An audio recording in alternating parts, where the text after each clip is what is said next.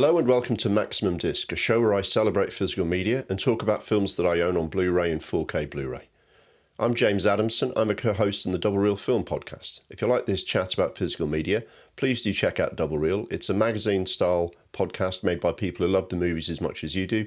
We talk about various films and topics, and we think if you tune into any episode, you'll come away with a bunch of recommendations of great things to watch, instead of whatever it is the algorithm's trying to feed you right now. Now, physical media. I talk about it on here because I think it matters, and if you're listening or watching this, I think you do too, because if you care about a film, you need to own it. Streaming doesn't cut it. They might not make it available, it might not be the right version, and it's not going to look and sound the way it's meant to. So this is all about owning something on disc, so you really get to see it the way it was intended. For each episode, what I do is I talk about one film that I own, purely from the point of view as a lover of film, what I think of it.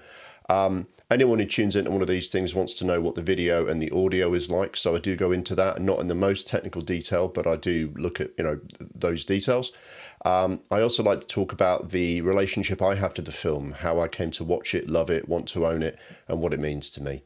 At the end of it, I hope you get a good impression of the film and whether it's an essential purchase that you should be going out to buy right now. And hopefully I think you will. So today I'm going to be talking about Stalker on Blu Ray. Stalker is a 1979 film from the Soviet era, a science fiction film. It was released outside the Iron Curtain in 1980.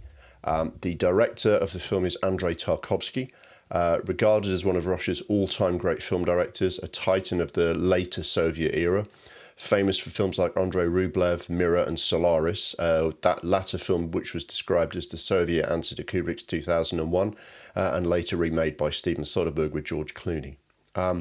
His films were known for slow-paced films of extraordinary beauty that were designed to make the viewer think, and frequently used the imagery of dreams, reflections, water, clouds and surreal images and ideas, all of which are present in Stalker.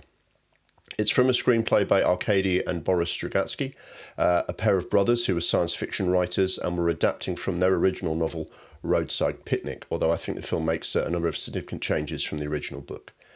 The cinematography was by Alexander Kniazinski. I hope I'm pronouncing that right. I am probably going to butcher some of these Russian and East European names. I do apologise. I'm doing my best.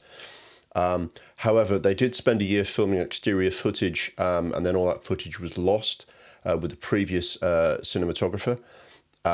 Because the Soviet film labs were not familiar with the Kodak 5247, it says here, a film stock they'd used for shooting, there was a problem either with the way that it was used, the way that it was developed, but something went wrong. It was all lost. Tarkovsky fell out with his previous director of photography, Georgy Roeberg. They'd kind of had a difficult relationship up to then anyway. So Roeberg was replaced with Kniazinski, and they more or less started again from scratch. I don't know if that means any of Roeberg's original footage features in the film, but let's assume that Kniazinski is the cinematographer, and I'll try not to say his name too many more times. The sound only has one credit on IMDb, the sound director Vladlen Sharon. The score is by a guy called Eduard Artemyev. He was a pioneer of electronic music and also influenced by Indian classical music. And for this score, he mixes his usual synthesizers with flute and an Iranian stringed instrument called the tar. His music builds a kind of spellbinding and disorienting soundscape through the film to match the zone, which is the subject of the film that the characters and indeed the viewer travels through in this film. Artemyev also worked on Tarkovsky's other film we talked about, Solaris, which is perhaps his most famous one. A side note on the production of this film is that Tarkovsky, his wife Larissa, one of the lead actors Anatoly Solonitsyn, and some of the crew all died of the same rare type of cancer not all that long after this film was made, and it's strongly believed to have been caused by exposure to chemical pollution while on location filming this. So that's kind of a sad footnote to this film overall. In terms of awards, they're actually pretty thin on the ground for Stalker, considering its towering reputation. It was awarded the Ecumenical Jury Prize at Cannes, which is kind of a faith-based prize, although it states it's for films that have artistic qualities and explore humanity and spiritual sort of themes rather than being explicitly religious. It was also honoured with a special mention at Fantasport, the Portuguese Fantasy Film Awards. So pretty thin on the ground, as I said. The year after its release in the West, the influential French magazine Cahiers du Cinéma listed it in its top 10 best of the year. but not very much apart from that. So not a huge awards presence at the time, but it's very quickly developed a reputation as one of the greatest films of all time. It frequently shows up in various top 10 greatest of all time lists. And Tarkovsky is regarded as one of the all-time great Russian film directors, and mentioned in the same breath as some of the, genuinely biggest names in film. So the film, I'm hesitating because I'm about to tell you what the film's about, but I can only really begin to do that because it's about so much more than its plot. It's a fairly simple narrative, but it's got so many deeper and more complex themes. But let me give it a go. Somewhere in the old Soviet Union, there is a place called the Zone, which may have been the subject of mysterious extraterrestrial activity, and now the laws of physics don't apply there. Whole divisions of troops disappeared when they were sent in to explore it. The Zone is now forbidden to enter, and the government posts armed guards around it who use deadly force to try and stop anyone going in, and will give prison sentences to anyone they try to catch going in. The main character is a stalker, which is a name given to those who work as guides, sneaking people into the Zone who want to explore it for themselves. The goal is to go to the room contained deep inside the Zone, which is said to grant people their deepest desire if they go in. The stalker, called only Stalker, his job as his character name, plans to go in again despite the objections of his wife and the unspecified risk to his daughter, whose apparent disabilities may have some link to the Zone. He has agreed to take two men known only by their titles, writer and professor, who have their own reasons for wanting to go in. They elude the guards despite obstacles and gunfire and sneak in on the train tracks on a hand-operated railway track car. Up to this point, the film's been filmed in a kind of sepia black and white, but as they enter the Zone, the film bursts into full colour. And while it has remnants of the industrial Soviet Union in it, it's all disused, and nature has reclaimed this place with trees, rivers and hills as far as the eye can see. The stalker guides his group into the Zone, which does not permit you to go in a straight line, but instead requires you to take circuitous routes that seem to bend reality. It seems the Zone is looking into the minds or souls of its visitors, testing them, judging them, possibly killing those that don't meet its mysterious standards. Especially in something called the meat grinder, which is a tunnel that everyone has to go through that has unnamed and unclear effects on the people that go through it. They encounter all kinds of strange phenomena as they get closer to the room, and the real motives of the men, including the stalker himself, start to emerge, and the Zone reacts around them. So that's the storyline of the film, but it's filled with so many themes and imagery that goes so far beyond that. And I'll try and get into that. But really what this film is about is kind of telling you to watch it for yourself, and you'll see.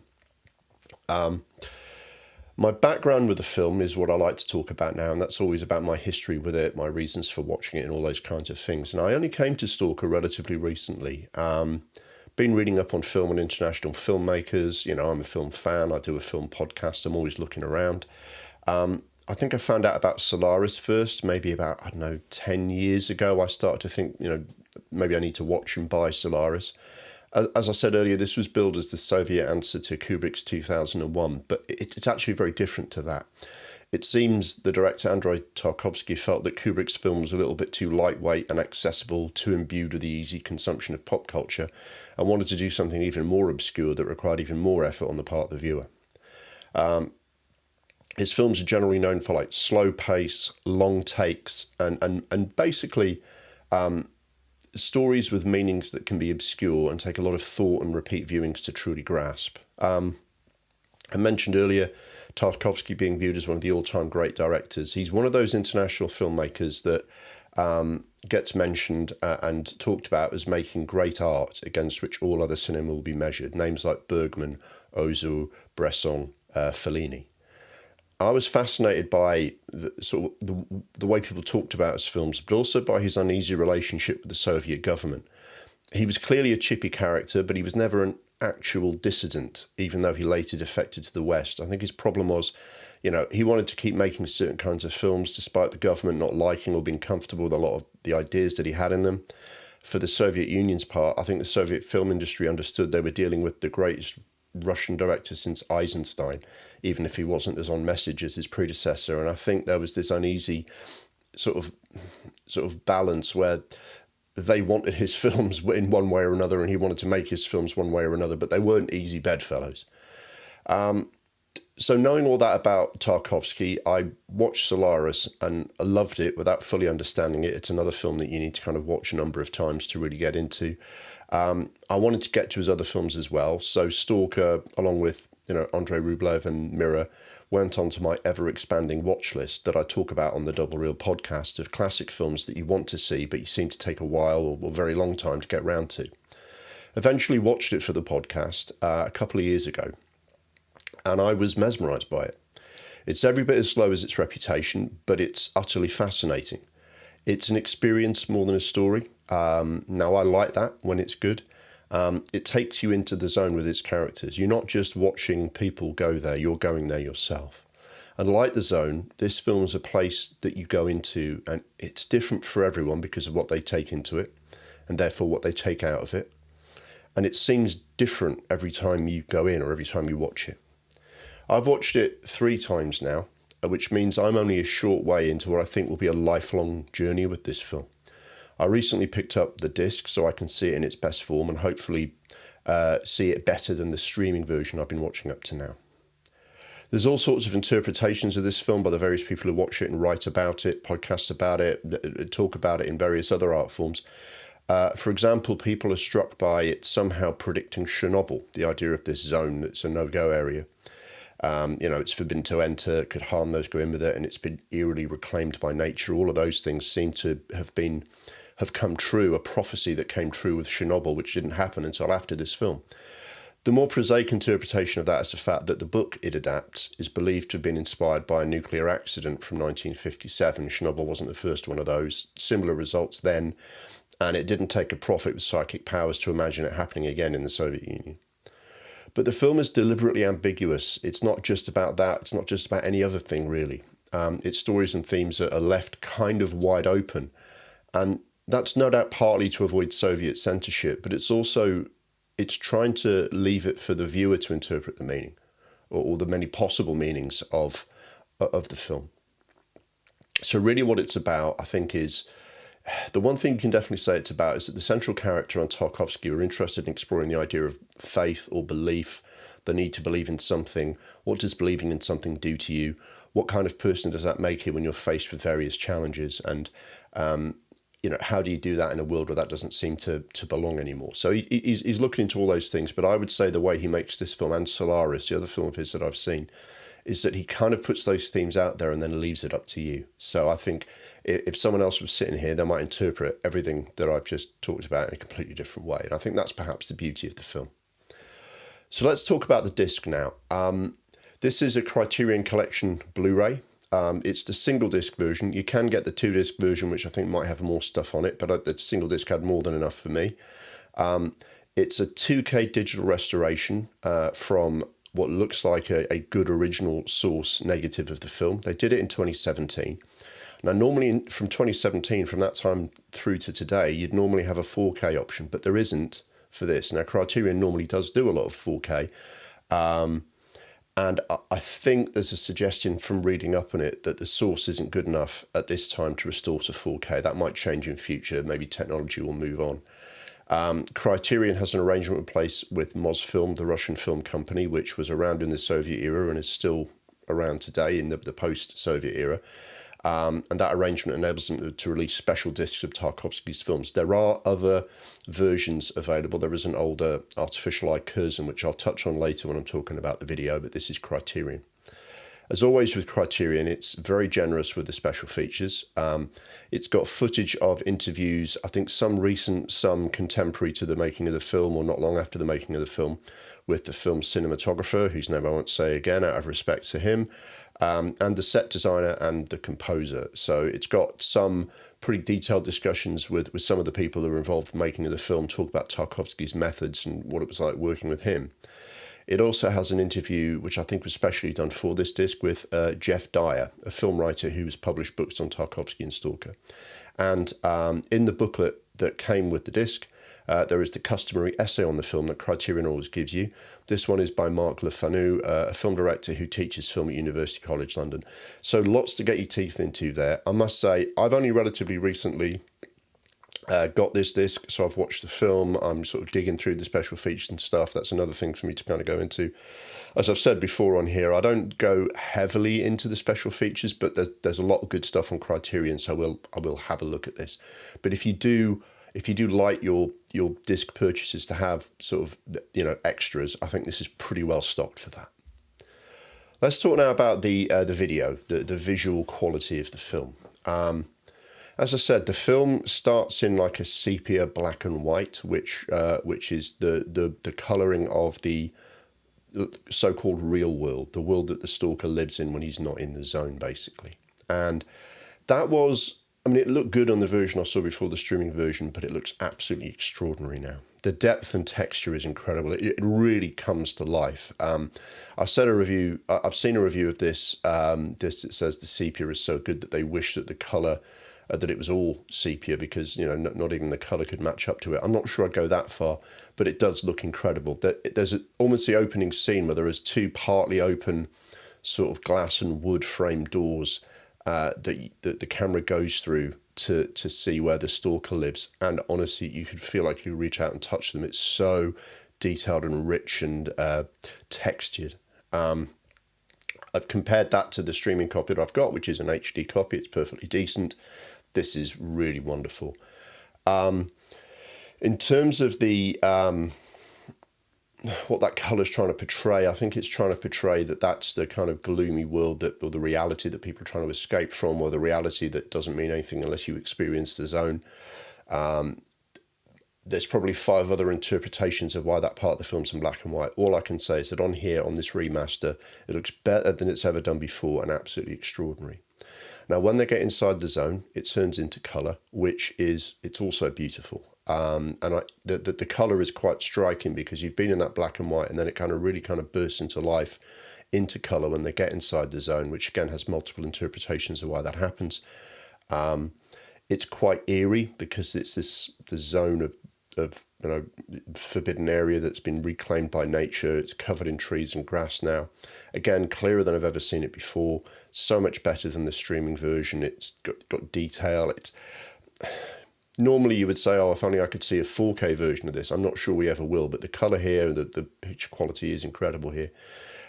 Previous versions, apparently, including the artificial eye Curzon one, drew some criticism. I mean, I will say the Solaris Blu Ray that I have, which I'll be talking about later in the series, is artificial eye, and I like that. But other people said the artificial eye version of Stalker wasn't very good. It didn't use an original source. It was a secondary print of the film. The restoration was poor quality. The digital cleanup work and the grain wasn't very good. That being the case, in any old print that you might have seen of this, you probably haven't seen the film as well as it was intended before now, because this is incredible, absolutely beautiful.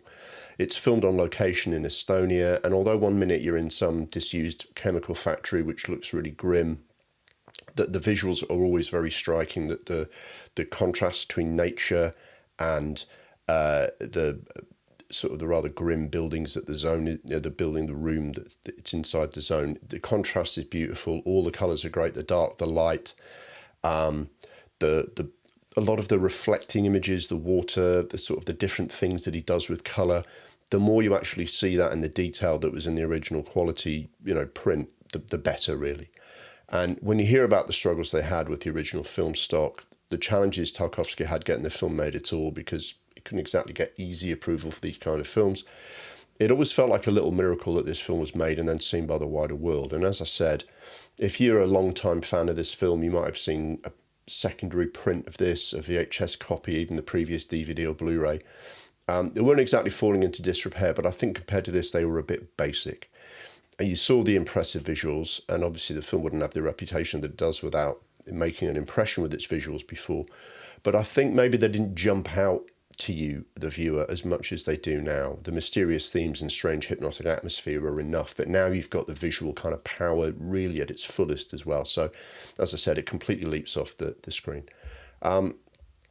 While I would agree that the sepia colouring is the real star, because the other, that's just, I've never seen anything like it before. The colour Blu-ray reproduction of nature, I have seen before. I've seen trees and grass and stuff before.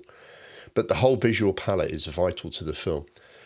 The richness of the colour when you get to the zone is important, because you're being asked to interpret why the real world is one colour and then a different colour in the zone.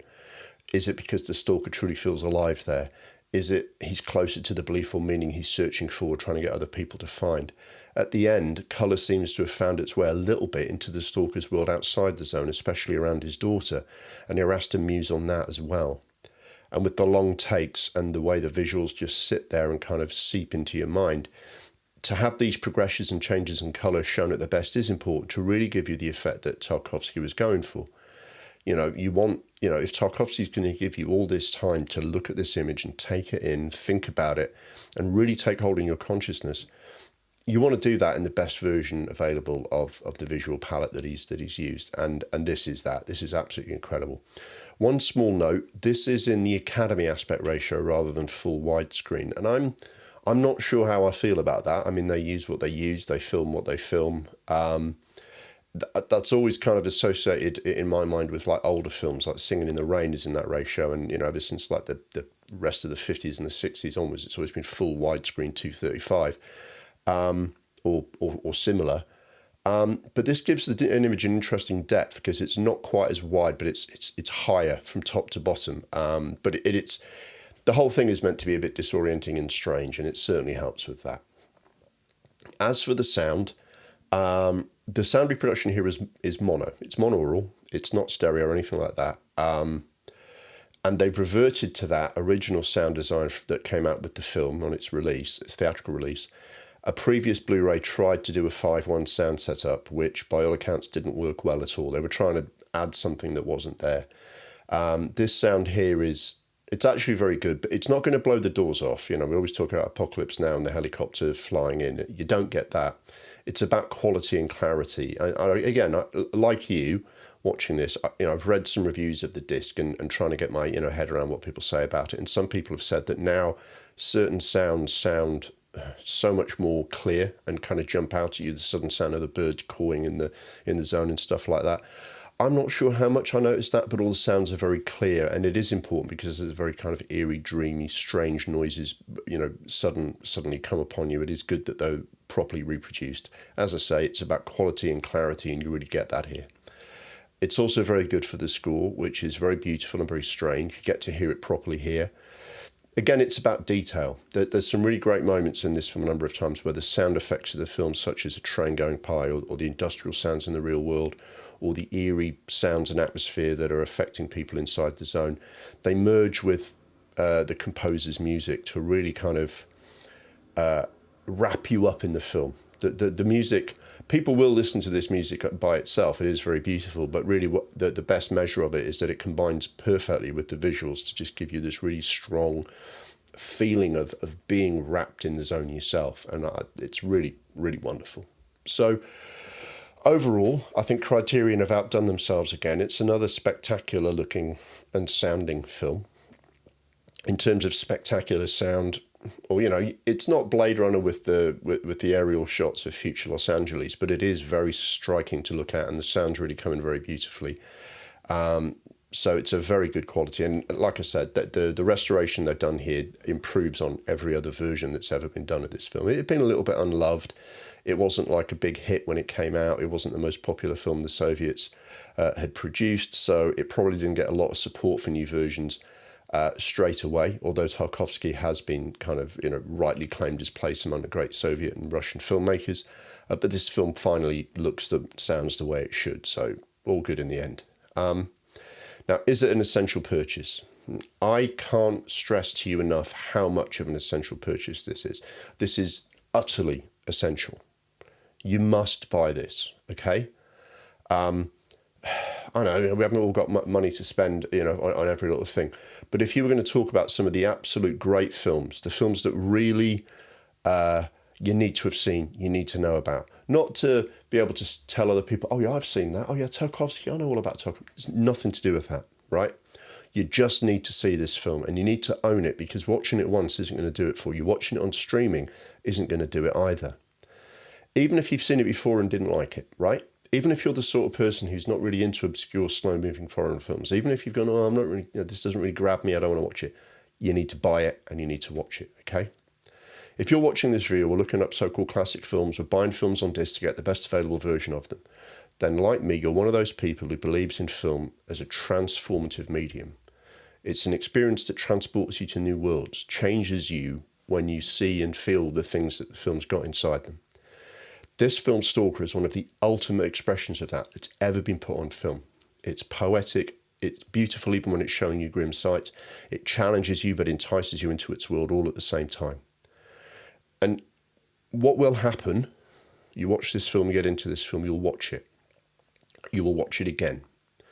You'll think about what the film is really about. Maybe you'll change your mind about what it's really about. And then you'll watch it another time to try and see and get more out of it. You will listen to other podcasts and read articles and books about the film. You'll think about it some more. You'll watch it again. You will seek out other films and art influenced by the film, like Alex Garland's Annihilation, the Southern Reach novels that he based Annihilation on, video games, various electronic music of the 1980s, and on and on.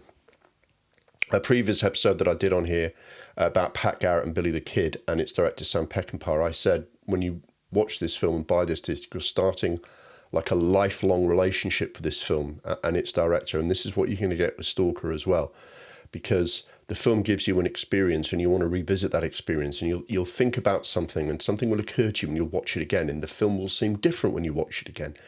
You can't not own it. If you're into this sort of thing, to be watching this in the first place, you must watch and own this film, and this version is the best version of it. So absolutely, bloody hell, yes, this is an essential purchase, okay? Not to bang on. But that's my view of Stalker by Tarkovsky, a truly great film, very special film, and a really good reproduction of it on Criterion, which kind of goes without saying, really. I hope you've enjoyed this. I really hope it makes you go out and buy this film, because it'll be so rewarding when you do. But thanks for watching this episode of Maximum Disc. Once again, if you enjoyed the show, please do check out Double Reel. Ways to find the podcast and our socials will be on the screen in a moment.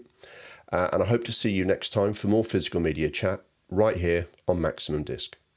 The Maximum Disc YouTube channel is brought to you by Double Reel, the monthly magazine podcast for the discerning film nerd. If you like our celebration of physical media, please check out the podcast for more chat about the films we love and hate.